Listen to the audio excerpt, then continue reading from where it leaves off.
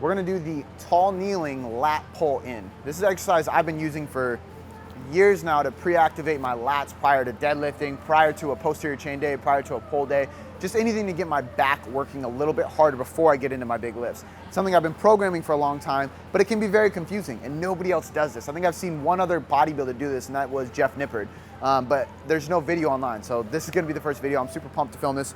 This is my favorite lat exercise.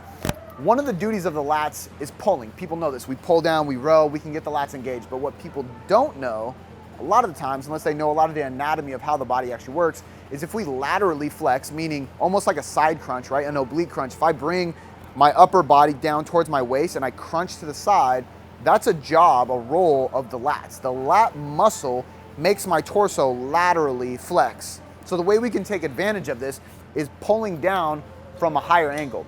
So when I get kneeling, not only can I row, right? But now I can row and then finish by laterally flexing. And what I like to do is get far enough away to where my lat is actually stretching. So this is gonna pull me away, right? It's pulling this way and I'm letting my lat stretch before I do anything.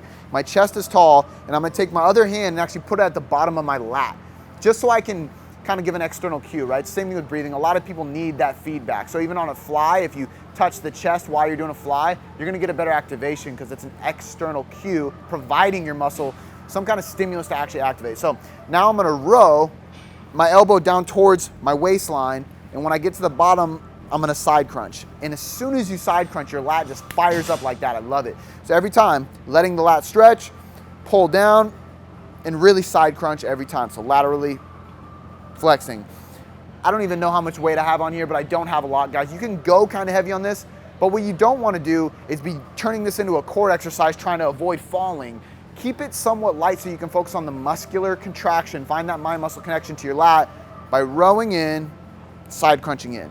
And if you do this, I would suggest doing this before a heavy sumo day, heavy deadlift day, or just a pull day in general. You can get your lats really fired up before you go into those rowing movements.